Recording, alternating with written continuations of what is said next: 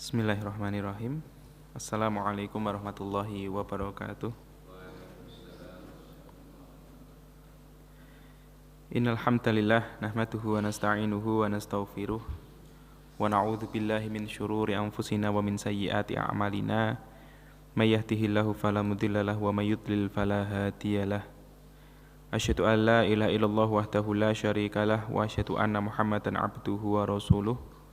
Allahumma salli ala Muhammad wa ala alihi wa ashabihi ajma'in.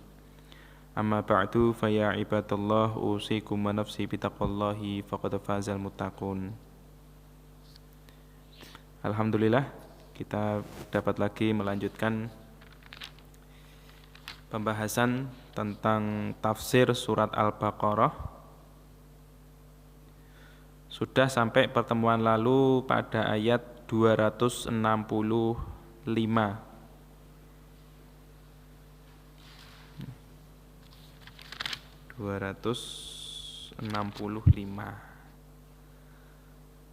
Kita lanjut pada pertemuan malam ini 266.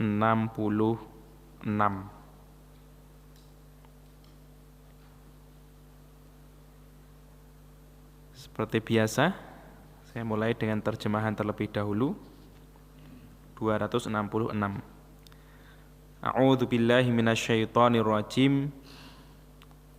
Ayawaddu, apakah ingin, atau bisa apakah suka, ahadukum, seseorang di antara kalian,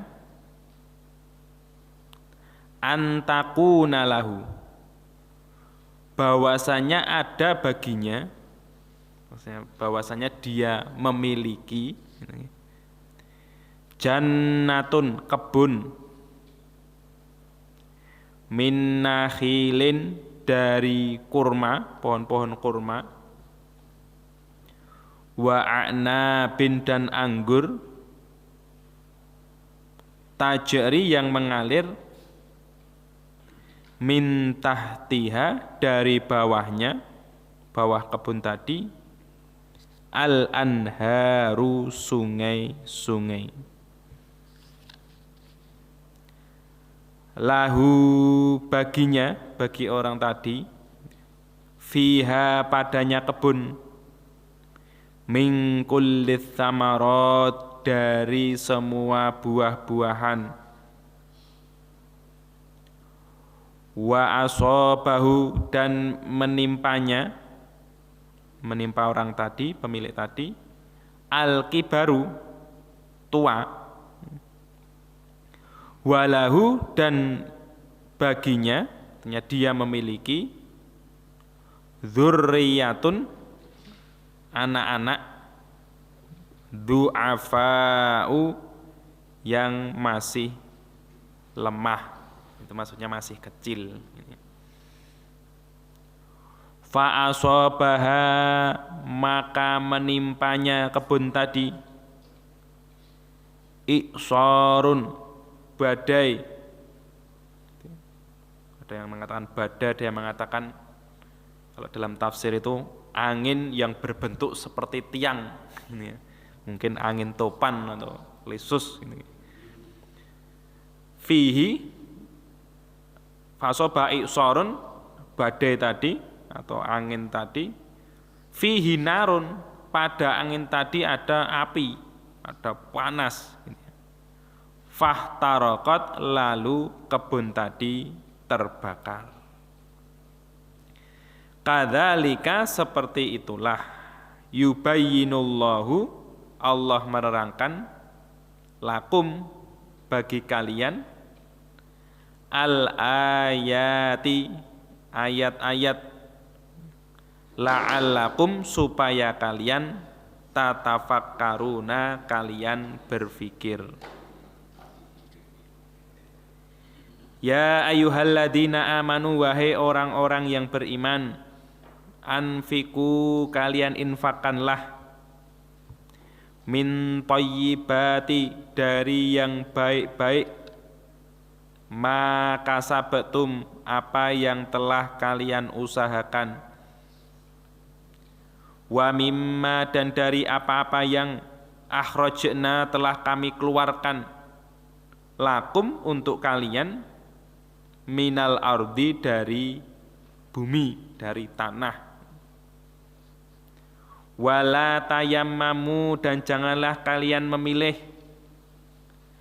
al-khabitha minhu, sesuatu yang jelek darinya,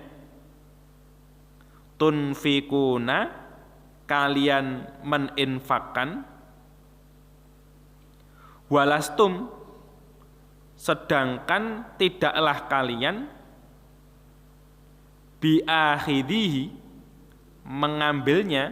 mengambil apa yang kalian infakkan tadi, illa, kecuali, antughmidu fihi, bahwasanya kalian memicingkan mata pada hal tersebut. Tughmidu itu bisa memincingkan mata atau merem nih apa? Memejamkan mata. Fihi, padanya. Wa'lamu, dan ketahuilah, annallaha, bahwasanya Allah, ghaniyun, maha kaya, hamidun, maha terpuji. Asyaitonu, setan itu, ya'idukum, menjanjikan buat kalian, al-faqra, kefakiran, wa ya'murukum, dan memerintahkan kepada kalian, bil fahsya'i, dengan kekejian, wallahu, dan Allah, ya'idukum, menjanjikan bagi kalian, maghfiratan minhu, ampunan darinya, wa fadlan, dan karunia. Wallahu, dan Allah, wasi'un, maha luas, alimun, maha mengetahui. Jih, 3 ayat dulu sampai ayat 268.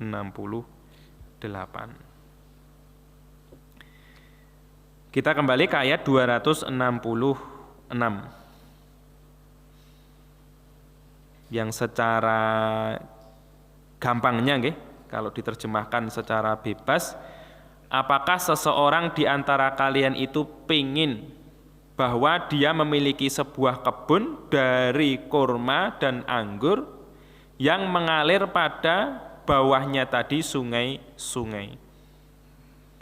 Padanya dia memiliki dari segala buah-buahan, dan pemilik tadi itu dalam keadaan sudah tua dan dia mempunyai keturunan, mempunyai anak-anak yang masih lemah, masih kecil.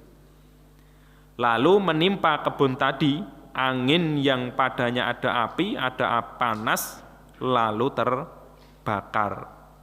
Seperti itulah Allah menerangkan bagi kalian ayat-ayatnya supaya kalian berpikir. Jadi ini permisalan yang Allah Subhanahu wa ta'ala gambarkan bahwa ada ulama yang mengatakan sangat berkaitan dengan ayat sebelumnya. Ini gambaran bagi orang yang berinfak. Infaknya itu sudah benar, infaknya itu sudah ikhlas, tetapi diikuti, diiringi dengan manan dan adza, diungkit-ungkit gitu ya. Dan juga mungkin suatu saat gitu ya, karena dorongan hawa nafsu atau dorongan hal-hal yang lain, dia menjelek-jelekkan orang yang dia beri. Jadi gambarannya dia sebenarnya sudah memiliki sesuatu yang besar di hadapan Allah, sudah memiliki pahala yang besar di hadapan Allah, digambarkan sebagai kebun ini tadi nggih, gitu ya. Tetapi ketika dia mau mengambil manfaat dari pahala tadi, ternyata pahalanya hangus terbakar. Ternyata pahalanya tidak bisa dimanfaatkan, ternyata pahalanya batal. Gitu ya. Seperti kebun yang terbakar tadi. Itu kalau dikhususkan kepada apa yang disebutkan di ayat sebelumnya. Tetapi dalam beberapa tafsir disebutkan bahwa Ibnu Abbas, Abdullah bin Abbas radhiyallahu anhu, begitu juga Umar ibnul Khattab, beliau menerangkan bahwa ayat ini berlaku secara umum. Bahwa siapapun orang yang sudah melakukan banyak sekali kebaikan, jika kemudian setelahnya dia melakukan banyak sekali kemaksiatan, maka pahalanya itu bisa terhapuskan. Karena kan kalau kita bandingkan dengan surat Al-Qari'ah misalnya, kan ada penimbangan amal. Fa amma man thaqulat mawazinuh fahuwa fi 'ishatin radiyah. Kalau pahalanya lebih banyak, lebih berat, dia akan masuk pada kehidupan yang menyenangkan. Tapi kalau dia punya kebaikan, tetapi juga punya banyak dosa, kemudian kebaikannya itu lebih ringan, fa amma man khaffat mawazinuh fa ummuhu hawiyah. Tempat kembalinya ya neraka, gitu ya. Jadi ketika nanti ditimbang amalannya, kok ternyata kemaksiatannya lebih banyak, ya bisa-bisa pahalanya itu tidak bermanfaat untuk pelaku tersebut. Jadi bisa ini khusus pada hal infak, pada hal sedekah, pada hal memberi, gitu, bisa dalam semua kebaikan secara umum. Jadi ini gambaran yang tentunya kalau ulama mengatakan bahwa kita pahala itu kan tidak bisa kita lihat, tidak bisa kita lihat, tidak bisa kita hitung, tidak bisa kita perkirakan nilainya, gitu ya.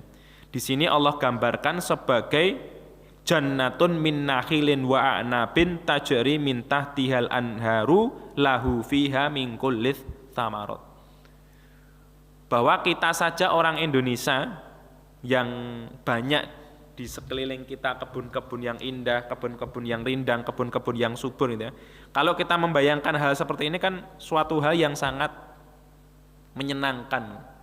Punya kebun, kebunnya itu berisi buah-buahan yang banyak, ada kurmanya, ada anggurnya, ada buah-buahan yang lain, plus gitu ya.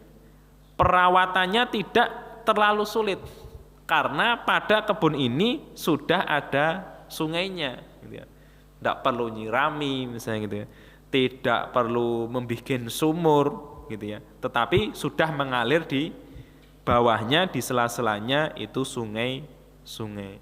Maka bisa menghasilkan buah-buahan yang sangat banyak, menghasilkan buah-buahan yang sangat lebat. Nah, ketika dia sudah berusaha untuk membuat kebunnya dengan kebun yang sangat indah tadi, posisi dia itu sudah dalam keadaan tua. Ini gambaran kalau secara umum kan orang yang sudah tua itu memetik hasil dari apa yang dia kerjakan di masa muda. Bagaimana kebunnya disetting sedemikian rupa biar nanti terus-menerus menghasilkan buah-buahan walaupun dia sudah tua, sudah tidak kuat lagi bercocok tanam, mencangkul misalnya gitu ya, kemudian babati dan lain sebagainya, tapi dia sudah bisa menghasilkan buah-buahan yang sangat banyak. Dan ketika itu juga kebetulan dia mempunyai anak-anak yang anak-anaknya itu belum bisa membantu dia. Jadi betapa dia sangat bergantung kepada hasil dari buah-buahan kebun ini tadi. Dia sendiri sudah bekerja tidak kuat, anak-anaknya masih lemah, belum terlalu besar sehingga tidak bisa merawat kebun ini. Nah, selama itu dia mengambil hasil dari, berharap hasil dari kebun tersebut. Ya sama, ketika kita sudah berjuang dengan kebaikan di dunia ini, ketika kita sangat mengharapkan hasil dari kebaikan ini nanti di akhirat, gitu ya, kita tidak bisa bergantung kepada orang lain. Kita juga sudah habis waktunya untuk beramal, tinggal menuai hasil, gitu ya. Ternyata fa'asobaha i'sarun fihi narun fahtaraqat. Kalau yang digambarkan oleh Allah kebun tadi tertimpa badai, badainya membawa angin yang panas, membawa api, gitu ya. Kemudian kebun itu habis. Sama, kita berjuang di dunia dengan amalan-amalan kita, sampai di akhirat ternyata tidak tersisa apapun. Karena apa? Ya bisa terjadi karena kemaksiatan yang sangat banyak, atau kalau itu dikaitkan dengan sedekah di ayat sebelumnya, itu diiringi dengan mengungkit-ungkit, diiringi dengan menyakiti hati orang yang diberi. Maka gambaran kibaru walahu dzurriyyatun du'afa tadi gitu ya. Kita sangat berharap akan hasilnya, tetapi Allah Subhanahu wa taala tidak menilai itu sebagai kebaikan gitu ya. Tidak menilai itu sebagai hal yang bermanfaat untuk kehidupan akhirat kita. Maka Allah menggambarkan sesuatu yang tidak nampak tentang pahala gitu nggih. Tentang bagaimana kita sangat butuh dengan pahala, bagaimana pahala itu sangat kita wanti-wanti, sangat kita harapkan gitu ya. Kemudian pahala itu bisa hilang, sebagaimana seseorang yang punya kebun, dia berharap dari kebun tersebut karena sudah tua, dan kalaupun mau mau ditanami lagi, dia sudah tidak kuat karena sudah tua. Kalaupun nyuruh kepada anak-anaknya belum bisa karena masih lemah, sudah tidak ada harapan lagi. Juga di akhirat sudah tidak bisa beramal karena waktunya sudah habis, tidak bisa meminta tolong kepada orang lain karena memang di akhirat itu terhitung nafsi-nafsi gitu ya. Seseorang itu mempertanggungjawabkan amalannya masing-masing. Maka sudah tidak ada harapan lagi kecuali pahala yang dia bawa dari dunia ini. Tapi kalau pahala itu sudah habis, pahala itu sudah terbakar, sudah tidak bisa dimanfaatkan, ya sudah, ini hanya penyesalan yang didapatkan oleh orang tersebut. Maka Allah Subhanahu wa taala menerangkan, kadzalika yubayyinullahu lakumul ayati la'allakum tatafakkarun. Seperti itulah Allah Subhanahu wa taala menerangkan kepada kalian ayat-ayatnya. Jadi dipermisalkan dengan sesuatu yang bisa kita bayangkan gitu ya. Betapa ruginya orang yang seperti ini sudah berusaha dengan keras gitu ya, wayai panen, waktunya dia menuai hasil dari kerja keras masa mudanya, ternyata kebunnya langsung hangus, kebunnya langsung tidak bisa menghasilkan apapun. Nah, permisalan ini Allah Subhanahu wa taala menginginkan la'allakum tatafakkarun, supaya kalian itu bisa berpikir, kemudian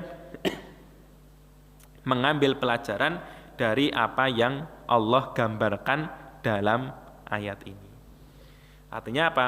Kata ulama, ya secara garis besar bahwa kita berhati-hati dalam kehidupan ini sampai akhir kehidupan kita.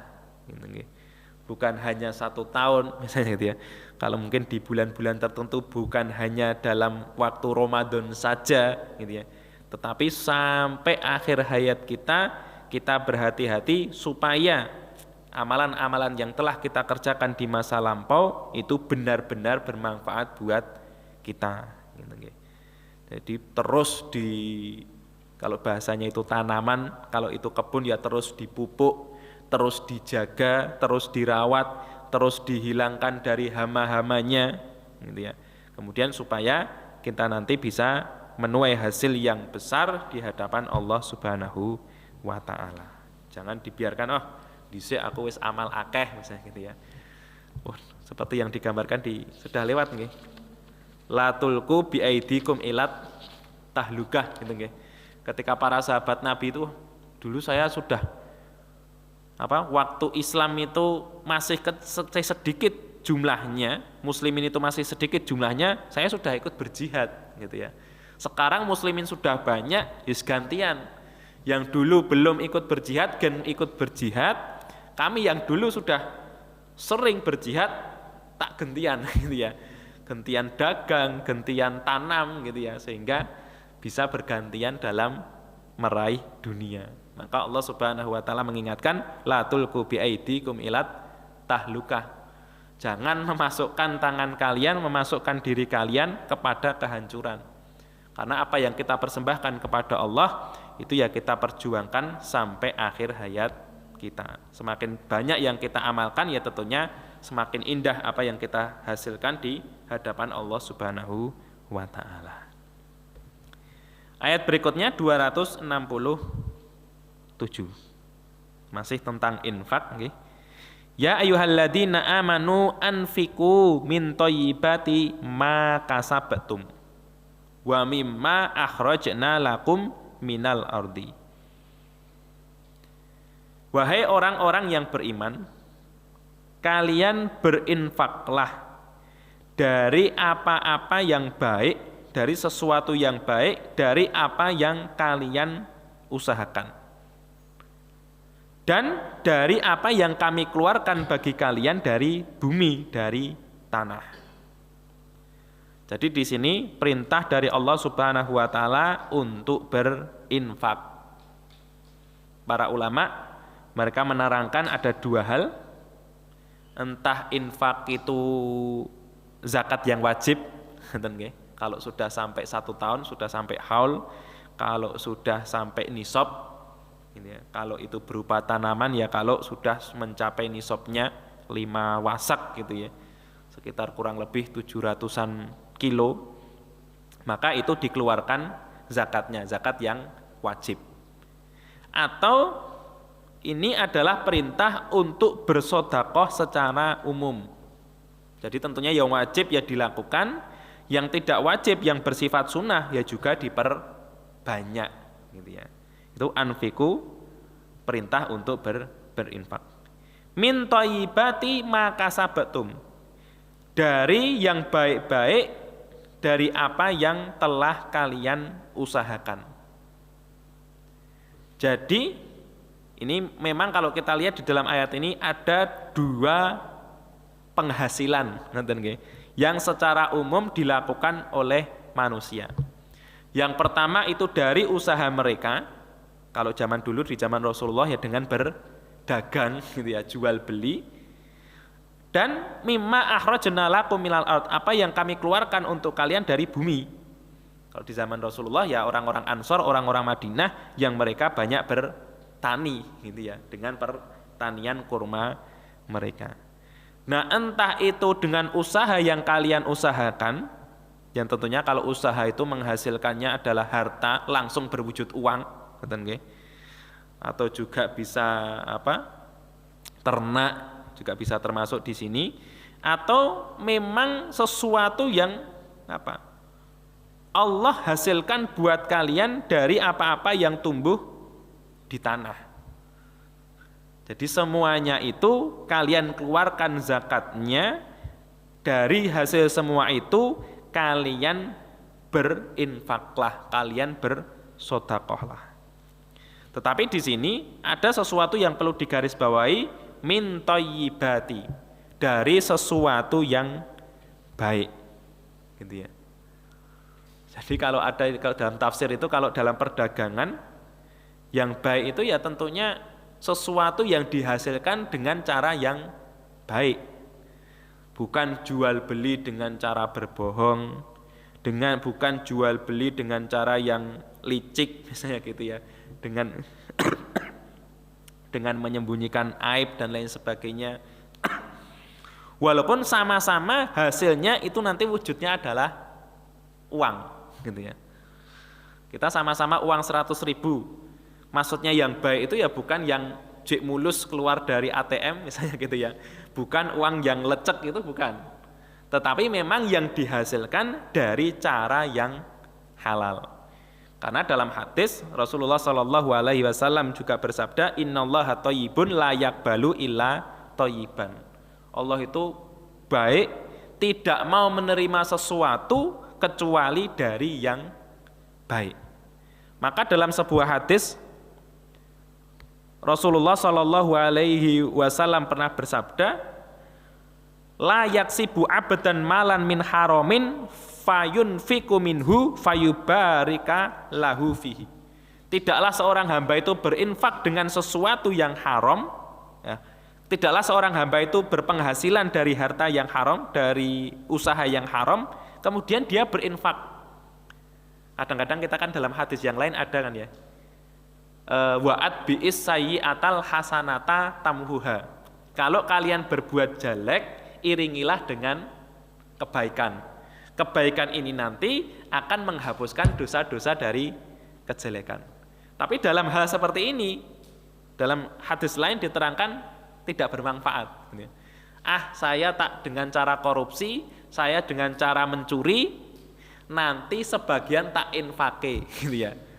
Dengan dalih apa? Ini saya dapat dengan cara yang haram, saya iringi dengan kebaikan, biar yang haram tadi terhapus dengan kebaikan. Ya, jangan cara seperti ini. Kalau dari hadis Nabi SAW tidak berlaku.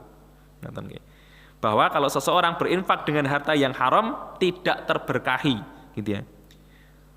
Kemudian wala yatasaddaqu bihi fayuqbala minhu. Tidaklah dia bersedekah dengan harta yang haram tadi kemudian Allah menerimanya, itu tidak mungkin. Orang yang dikasih nerima karena orangnya kan tidak tahu ini dari hasil apa, gitu ya. Tapi Allah tahu dan tidak mau menerima apa yang dia infakkan. Kalau tidak dia infakkan, misalnya berpikir yang haram ini ya tidak saya infakkan saja, yang saya infakkan dari hasil yang halal, yang haram ini tak simpen dewe, misalnya seperti itu.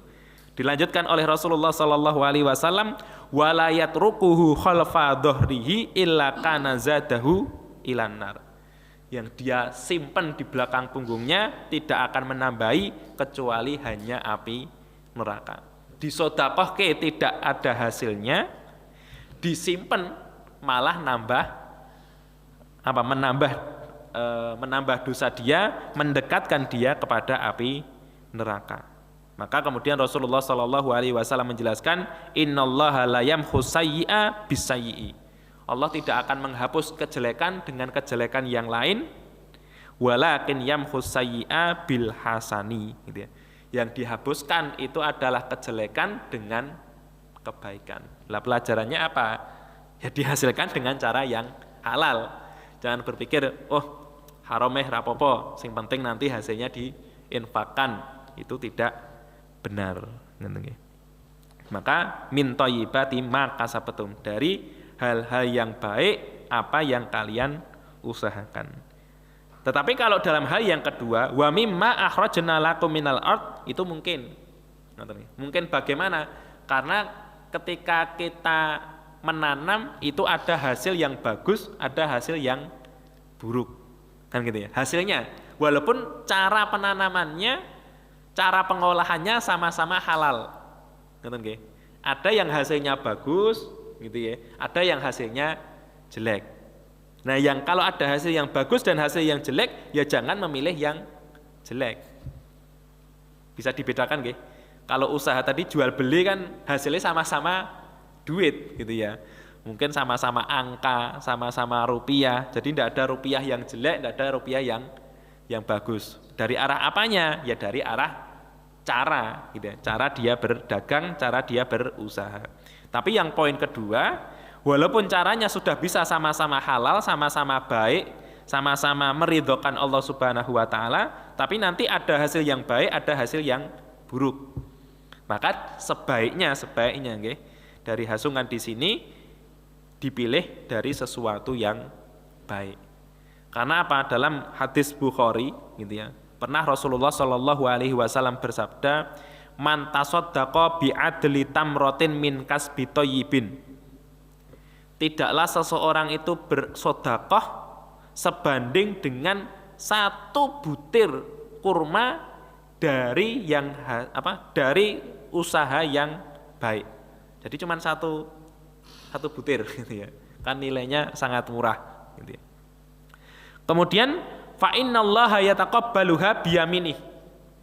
Jadi saking senangnya digambarkan Allah itu menerima dengan tangan kanannya.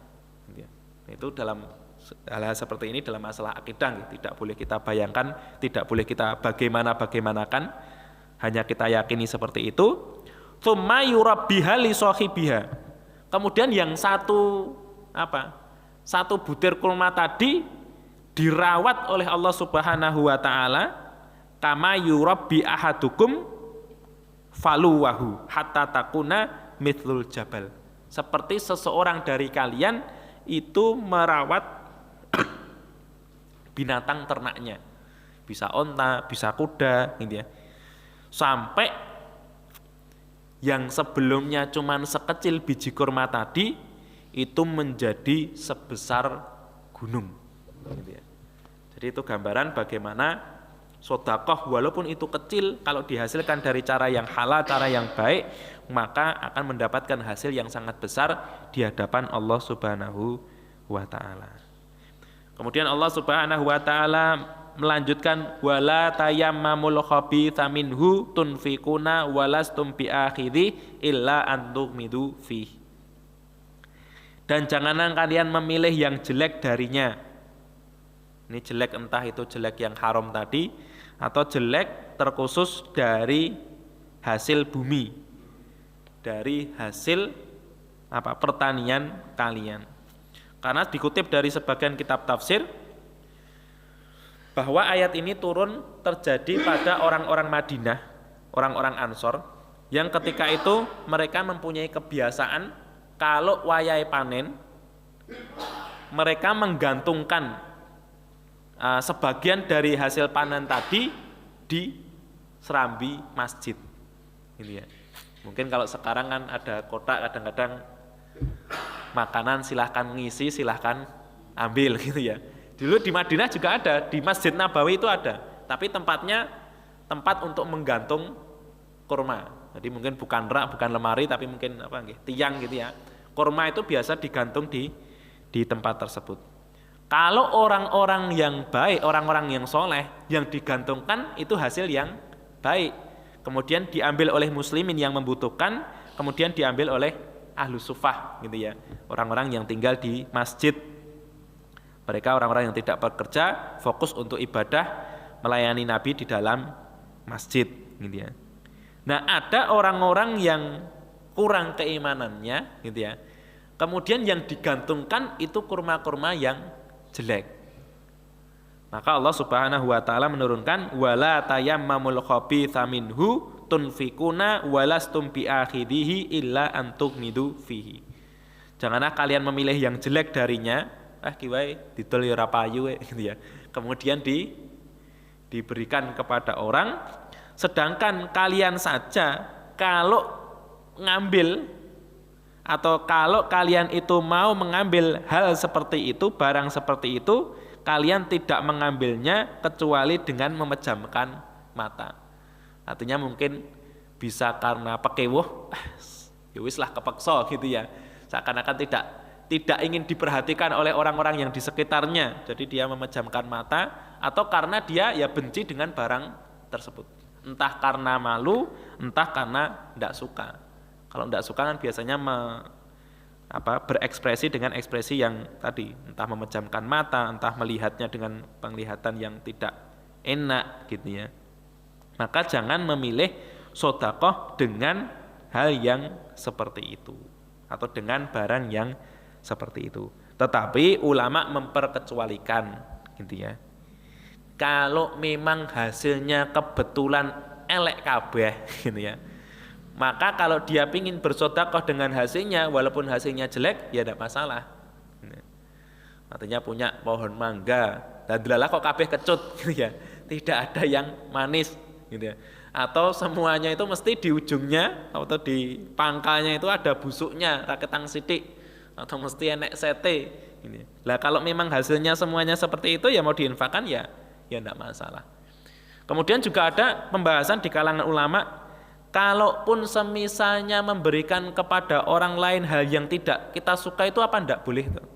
Secara dasar sebenarnya boleh gitu ya. Tetapi hasilnya tidak maksimal, hasilnya tidak terlalu bagus.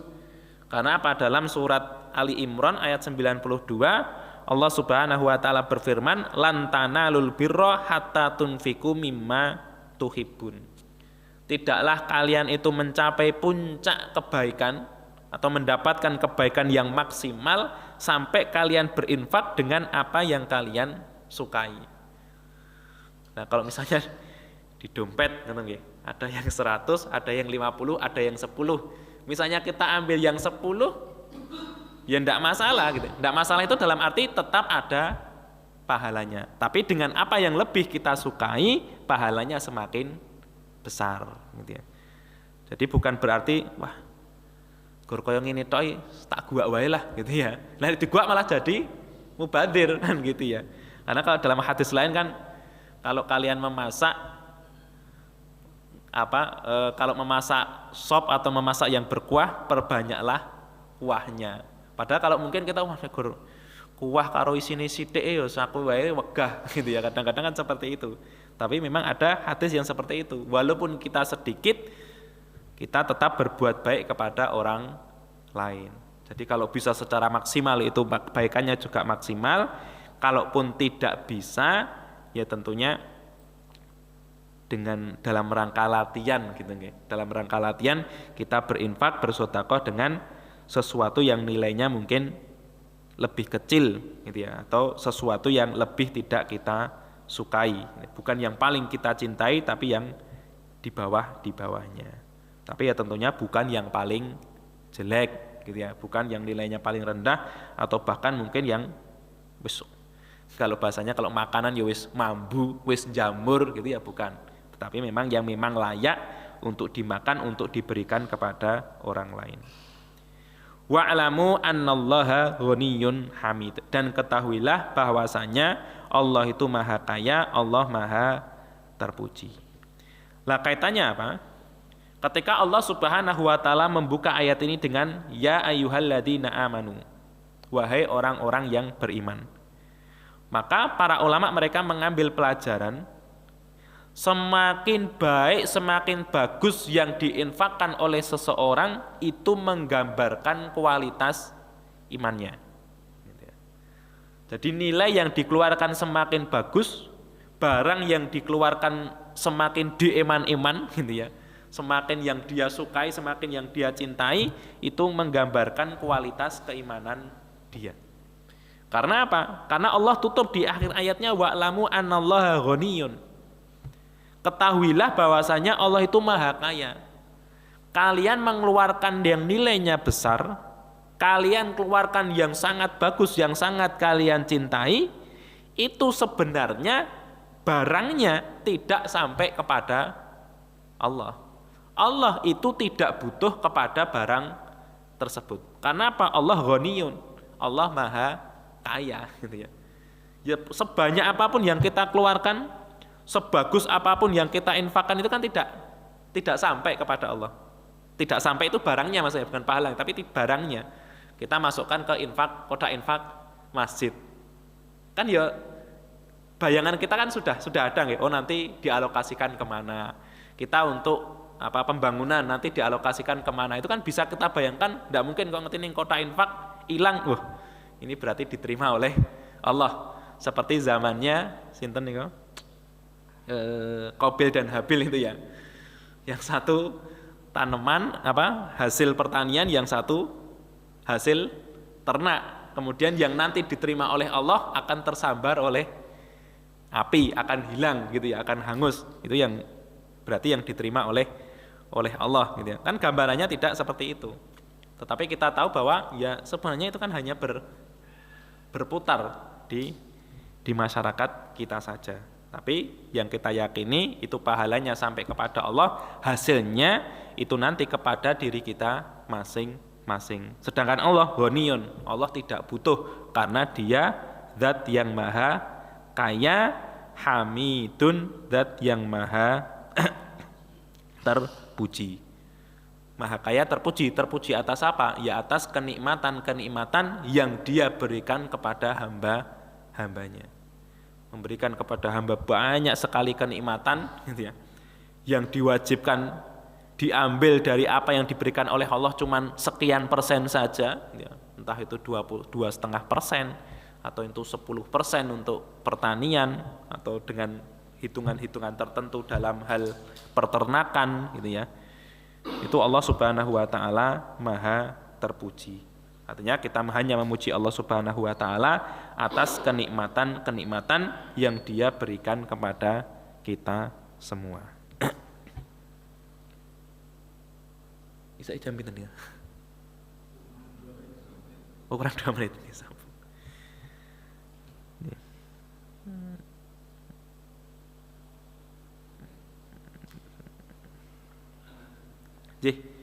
Karena tinggal 2 menit sudah. Sudah karena yang ayat berikutnya cukup panjang. Kalau cuma 2 menit tidak cukup. Baiklah, itulah yang bisa saya sampaikan di malam hari ini. Ma'asyiral muslimin rahimakumullah. Ini ya pembahasannya masih sama nggih, tentang bagaimana Allah Subhanahu wa taala menyuruh kita untuk infak. Tentunya di belakang itu Allah Subhanahu wa taala sebenarnya menyuruh kita untuk peduli terhadap sesama, gitu ya. Bahkan ada hadis Rasulullah sallallahu alaihi wasallam, laisa minna man lam yatafakkar bi umurina, atau kama qala nggih, bukan dari golongan kami orang-orang yang mereka tidak mau memikirkan urusannya kaum muslimin. Ya, terutama kalau kita kaitkan dengan kejadian terakhir kemarin nggih, ada gempa bumi, ngoten nggih. Maka kalau ada kesempatan, kelonggaran, kesempatan untuk membantu saudara-saudara kita untuk diringankan bebanan kehidupan mereka, tentunya itu sangat baik sehingga kita tentu bisa mendapatkan hasil yang banyak di hadapan Allah Subhanahu wa taala. Kita ikhlaskan karena secara umum semakin jauh kita memberi itu biasanya malah semakin lupa, kan gitu nggih. Kalau kita beri kepada orang yang di sekitar kita kan kadang-kadang kelingan. Dan kadang-kadang orang itu responnya tidak sebagaimana yang kita harapkan, gitu ya. Sudah saya baiki kok ternyata orangnya begitu kepada saya. Kadang-kadang malah akan menimbulkan mengungkit-ungkit, menimbulkan menyakiti orang yang pernah kita beri. Tapi kalau kita bahasanya kita infakkan jauh ke sana gitu, mbuh ki ditampa sapa gitu ya, nanti digunakan untuk apa ya kita yakini untuk kebaikan, lebih mudah bagi kita untuk melupakan sehingga insya Allah pahala itu bisa awet, bisa kita benar-benar kita tuai hasilnya di hadapan Allah Subhanahu wa taala. Ya, faqulu qouli hadza astaghfirullaha li wa lakum walhamdulillahirabbil alamin. Subhanakallahumma wa bihamdika asyhadu an la ilaha illa anta astaghfiruka wa atubu ilaik. Walhamdulillahirabbil alamin.